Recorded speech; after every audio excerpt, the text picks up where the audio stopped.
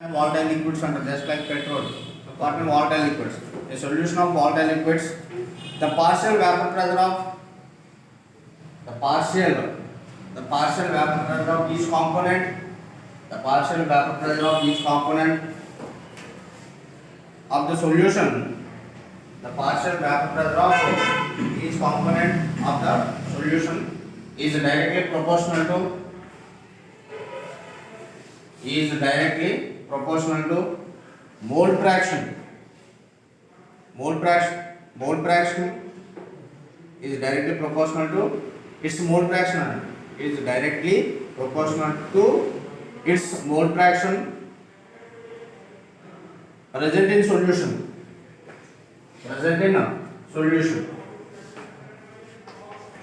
Thus, for component 1, P1 is proportional to X1, where P1 is partial vapor pressure of component, first component, and X1 is a mole fraction of component 1. What is the partial pressure of each component is directly proportional to its mole fraction. And mole fraction అంటే మనం చెప్పుకోం ratio of number of moles of its component divided by total moles అని చెప్పుకోం. దాని basis ని P1 is proportional to X1 అవుతుంది. Therefore, P1 is equal to proportionality constant P0 1 X1, where it is not proportional constant, where it is called vapor pressure of the pure component as 1 అని చెప్తాం. Vapor pressure of pure component 1 ఇది P0 1 is where P0 1 is the vapor pressure of pure component 1. Last one పైన P1 is equal to final statement ఇది P1 is equal to P1 not X1, where P1 naught is equal to vapor pressure of partial vapor pressure of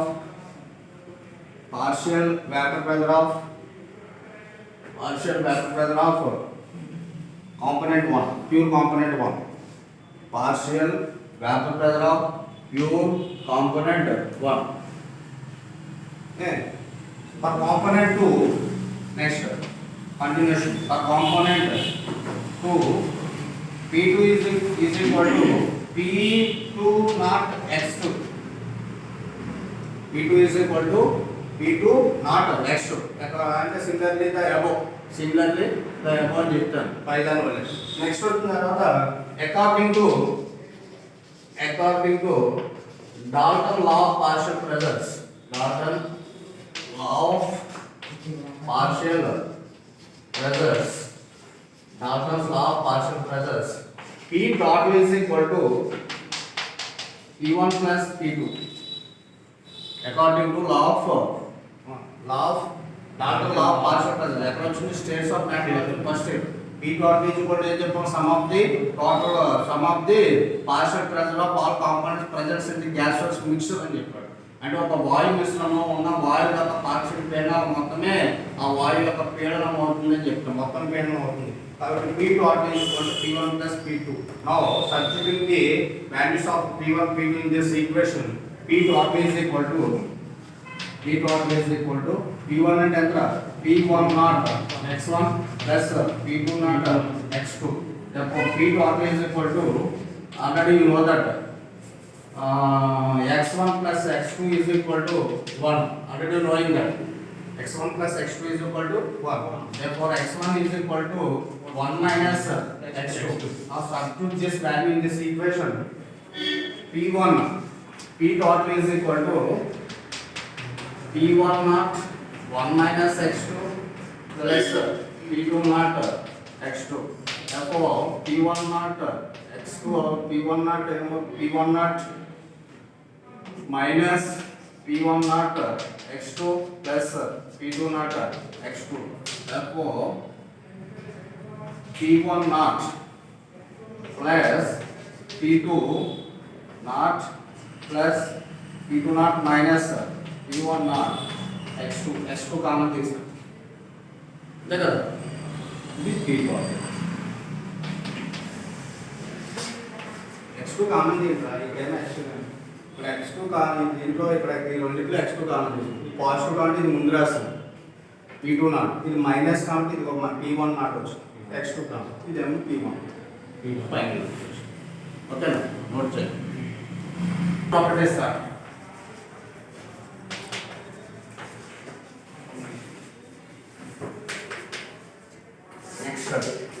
next one పెట్టండి colligative properties అని పెట్టండి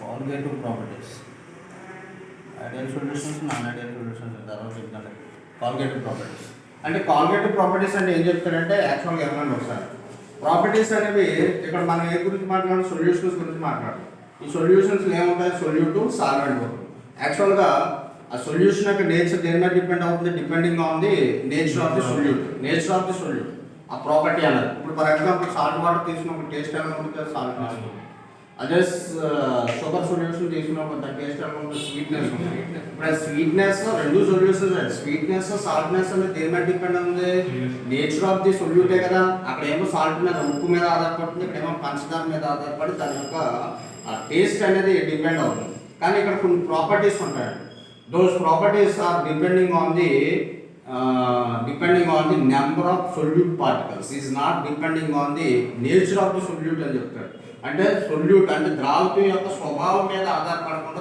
ద్రావకం యొక్క కణాల సంఖ్య మీద ఆధారపడే ధర్మాలను మనం ఏమని చెప్తారు కాలిగేటివ్ ప్రాపర్టీస్ అంటే అది కాలిగేటివ్ ప్రాపర్టీ అని తెలుగు ఇట్ ఈస్ కాల్డ్ కణాధార ధర్మాలు చూడండి క్లియర్ ఉంది కణాధార ధర్మాలు అంటే కణాల మీద ఆధారపడిన ధర్మాలు is called Kanadhara Dharma. In English it is called colligative properties. This word came from Latin and Latin lo co means together అని అర్థం నెక్స్ట్ ligare అని వస్తుంది ligare అని వస్తుంది ఇక్కడ తీసుకుంటాడు ligare means to bind అని అర్థం to bind అంటే ఒక దాంతో కలిసి ఉంటాయి అసోసియేట్ అంటే చూడండి మనకి హైడ్రోజన్ బాండ్స్ కెమికల్ బాండ్స్ కూడా మాట్లాడినప్పుడు చెప్పాం కెమికల్ బాండ్స్లో అయితే కలిసి ఉంటాయి force is causes to the molecules are combined together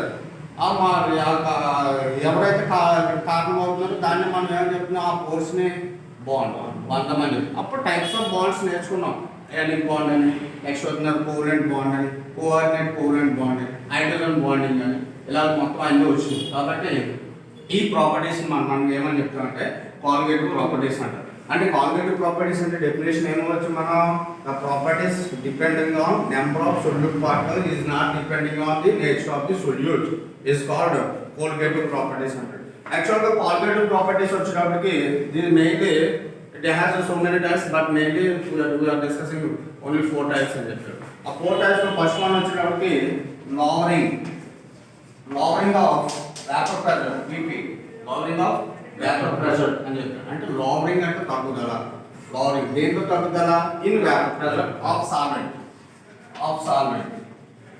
lowering of vapor pressure of solvent తగ్గింది ఎందుకు తగ్గిందని తర్వాత మాట్లాడడం నెక్స్ట్ రెండోది వచ్చేటప్పటికి elevation of boiling point of solvent BP అంటే boiling point elevation means increase పెరుగుదల నెక్స్ట్ థర్డ్ వన్ వచ్చేటప్పటికి depression in freezing point FP of solvent and fourth one వచ్చేటప్పటికి osmotic pressure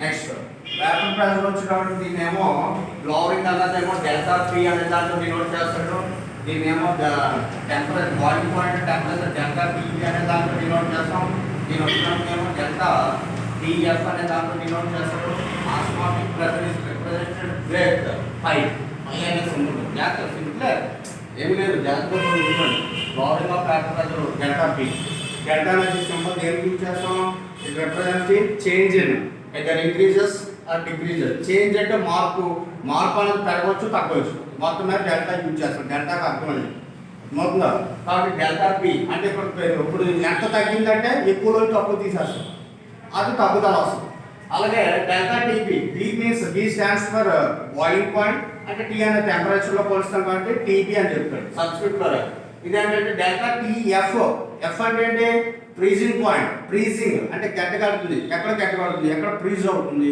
ఆ టెంపరేచర్ డెల్టా టీఎఫ్ అని పైన osmotic pressure అని చెప్తాడు, దానికి పై అనే సింబల్ తోటి డినోట్ చేస్తాం. ఇప్పుడు lowering of vapor pressure చూడండి. For example if you take a one vessel and is filled with some water and water is filtered. Now it has its own vapor on its surface and that vapor exerts some pressure on its surface అని చెప్తారు. ఈ pressure మనం ఏం చెప్తాం, vapour pressure of water అని చెప్తారు. Vapour pressure దీన్ని ఇక్కడ ఏమి కలపలేదు, it is not in solution state. ఏ స్టేట్ లో ఉంది, ప్యూర్ స్టేట్ లో ఉంది, ప్యూర్ సాల్వెంట్. ఇక్కడ ఉంటే దీనికి వేపర్ ప్రెషర్ ఏమంటారంటే P0 అంటారు. P0 అంటే ఏంటంటే అర్థం vapour pressure of pure solvent. Vapour pressure of pure solvent. Now I am adding some amount of sugar or salt, other anything solute. Now I am adding a non-volatile solute to it. A non-volatile solute to it and దానికి ఏం చేయాలంటే ఒక non-volatile solute ని add చేసాం. Add చేసినప్పుడు ఏమవుతుంది, now it is form a solution. Now it is form a solution అన్న solution ఏర్పడింది. ఈ సొల్యూషన్ ఇప్పుడు ఏమవుతుంది, ఇప్పుడు ఇందాకైతే ఓన్లీ ప్యూర్ సాల్వెంట్ ఉంది, ఇప్పుడు వేపర్ ప్రెషర్ వస్తే ఎవరికి వస్తుంది, వేపర్ ప్రెషర్ ఆఫ్ ఎవరికి వస్తుంది, సొల్యూషన్. దాన్ని ఏమంటారంటే P అని డినోట్ చేస్తారు. ఇది సొల్యూషన్, దీంట్లో 1 అంటే P1 అని చెప్తాం, ఇది 1 అంటే రిప్రజెంట్ చేస్తాం సొల్యూషన్ 1. ఇక్కడ ఎందుకు తగ్గిందని, ఫర్ ఎగ్జాంపుల్ మనకి వేపరైజేషన్ అనే ప్రాసెస్ ఎక్కడి నుంచి జరిగింది, సర్ఫేస్ నుంచి జరిగింది. అందుకనే బిందులో వేడి చేసినప్పుడు ముందు ఏ మాలిక్యూల్స్ హీట్ అప్ అవుతాయి, అడుగున వాటర్ మాలిక్యూల్స్ హీట్ అప్ అవుతాయి, అయ్యే పైకి వస్తాయి. అంటే హీట్ అవ్వడం వల్ల ఏంటంటే తేలిక పట్టి పైకి వస్తాయి. కింద ఉన్న బరువు ఉన్న అణువులు అంటే కడుగు ఉన్నది ఎప్పుడు బరువుగానే ఉంది, ఆ అణువులు మళ్ళీ కిందకి వెళ్తాయి. అందుకని ఎలా చూడండి గాలి కూడా కింద వస్తాం. ఇప్పుడు అలా కాకుండా ఫర్ ఎగ్జాంపుల్ కాలంలో వాటర్ చూసాడు, కెనాల్ వాటర్ చూసాడు, సన్ రైస్ పైన ఉన్న సర్ఫేస్ మీద పడతాయి కానీ కింద పైన ఉన్న వాటర్ ఎలా ఉంది, హీట్ అప్ అవుతుంది, వేడిగా ఉంది. అదే బాటంలో ఉన్న అడుగు నీట్ కూల్గా ఉంది. డిఫరెన్స్ ఎందుకు వస్తుంది, ఈ హీట్ని అబ్జర్వ్ చేస్తుంది. అంటే ఇప్పుడు ఫస్ట్ ఒకవేళ ఎవాపరేట్ అవ్వాలి అంటే గ్యాసో స్టేట్లో పోవాలి, వేపర్ స్టేట్లో పోవాలంటే ఏ అణువులు వెళ్తే first surface molecules they are going to water vapour state first of all అని అవి వేపర్ స్టేట్లో కాదు. తర్వాత దాన్ని అడుగున్నాయి, తర్వాత దాన్ని అడుగున్నాయి, అంతే కదా. ఇప్పుడు నా వెనకాల నిలబడ్డాడు, నేను ముందు నిలబడ్డాడు, నాకు ముందు ఎఫెక్ట్ అవుతుంది ఏదైనా, తర్వాత వెనకాల ఎఫెక్ట్ అవుతుంది. అది అంతే, వాటర్ మాలిక్యూల్స్ కూడా అంతే. ఇప్పుడు నేను ఏం చేశానంటే ఇక్కడ number of only there first of all not adding solute to it, only surface molecule, solvent molecule, more number of solvent molecules are there, they can be going to vapor state, more number of molecules are going to vapor state, that's why the vapor pressure of solvent is more than compared with solution అని చెప్తాడు. అంటే సొల్యూషన్తో పోల్చుకుంటే solvent ఉన్న కారణం ఏంటంటే ఇక్కడ అణువుల సంఖ్య ఎక్కువ. అది ఇప్పుడు ఫర్ ఎగ్జాంపుల్ నువ్వు షుగర్ కానీ ఏం చేస్తావు, మరి ఈ సర్ఫేస్ మీద అక్కడక్కడ మరి షుగర్ వాటర్లో డిజాల్వ్ అయిందంటే that means solvent have a affinity with sugar, that's why dissolving of the sugar in it అని చెప్తారు. ఇప్పుడు షుగర్ దాంట్లో కలుపుకుంటే కారణం ఏంటి, ఇప్పుడు దానికి మధ్య బంధం ఏర్పడు. ఈ బంధం ఇప్పుడు ఎవరు వచ్చారు, కొత్తగా ఎవరు వచ్చారు, సర్ఫేస్ మీద కొన్ని ప్లేస్లు ఎవరు ఆక్యుపై చేస్తారు, షుగర్ మాలిక్యూల్స్ ఆక్యుపై చేస్తారు. దానివల్ల ఇప్పుడు నేను ఏం చెప్తాను, నాన్ వాలటైల్ అంటే it does not undergo into vapour state. ఎవరో solute molecule does not undergo into vapour state. Vapour state పోవు అంటే సాల్వెంట్ మాలిక్యూల్ సంఖ్య ఏమైపోతుంది, సర్ఫేస్ మీద ఎప్పుడు సొల్యూట్ యాడ్ చేసినప్పుడు తగ్గిపోతుంది. తగ్గిపోవడం వల్ల ఏమవుతుంది, వేపర్ ప్రెషర్ ఏమవుతుంది, ఎక్కువ మంది వెళ్తే ఎక్కువ, తక్కువ మంది వెళ్తే తక్కువ. ప్రొపోర్షనల్ అంటే అదే అడుగు హెన్రీ అన్న రౌండ్స్లో బాగానే చెప్పాడు. హెన్రీ అందరూ చెప్పాడు, the partial pressure of solute or liquid is directly proportional to its mole fraction present in solution అంటారు. అంటే ఇప్పుడు పార్షియల్ ప్రెషర్ ఇక్కడ ఉండే వేపర్ అనేది ఇక్కడ ఉండే దీంట్లో ఉండే దాని మీద అమౌంట్ మీద ఆధారపడుతుంది. ఈ అమౌంట్ ఎక్కువ ఉంటే ఇక్కడ వేపర్ ప్రెషర్ ఎక్కువ ఉంటుంది, ఈ అమౌంట్ తక్కువ ఉంటే ఇక్కడ వేపర్ ప్రెషర్ తక్కువ ఉంటుంది. అంటే ఏంటి, నెంబర్ ఆఫ్ పార్టికల్సే కదా, కాబట్టి ఎక్కువ మంది ఉంటే ఎక్కువ, తక్కువ మంది ఉంటే తక్కువ అని చెప్తారు. కాబట్టి ఇది చెప్తాం. ఇప్పుడు చేంజ్ ఎంత అని చెప్తానంటే డెల్టా పి లోవరింగ్ ఎంత లోవర్ అయింది, నేను ఏం చెప్తాను, P0 is greater than P అని చెప్పాను, P0 is greater than P అని చెప్పాను. కాబట్టి ఎవరు is equal to P0 minus P is equal to P0 minus P అని చెప్పాను, is equal to P0 minus P అని చెప్పాను. ఇప్పుడు మళ్ళీ దీనికి డెరివేషన్ ఇచ్చాడు, delta P is equal to మనకి ఇప్పుడు 1 వేసుకోండి, ఇది 1 వేసుకున్న P1 నాట్ మైనస్ P1 అంటే ఏం చెప్పాం మనం, P1 అంటే మనకి ఏమొచ్చిందంటే వీళ్ళు ఇచ్చాడు కదా రౌండ్స్ లా p1 నాట్ ఇంటూ x1 ఇచ్చాడు చూడండి. p1 is equal to p1 not x1 as per rounds law. therefore now substituting this value x1. ఇప్పుడు ఏం చేయొచ్చు, p1 నాట్ కామన్ చేయొచ్చు కదా రెండిట్లో. p1 not into 1 minus x1. already you know that p1 naught is equal p1 not into 1 minus x1 is equal to x2. Already మన statement తెలుసు x1 plus x2 is equal to 1 అని చెప్పాను. కాబట్టి దాని ప్రకారం ఏం చేస్తుందంటే x2 రాస్తున్నాం. So therefore delta p by p1 naught is equal to x2. దీన్ని ఎక్స్పాండ్ చేసాం అనుకోండి, delta p by p1 naught is equal to p1 not minus p1 divided by p1 not, that is equal to x2. already x2 is equal to n2 by n1 plus n2.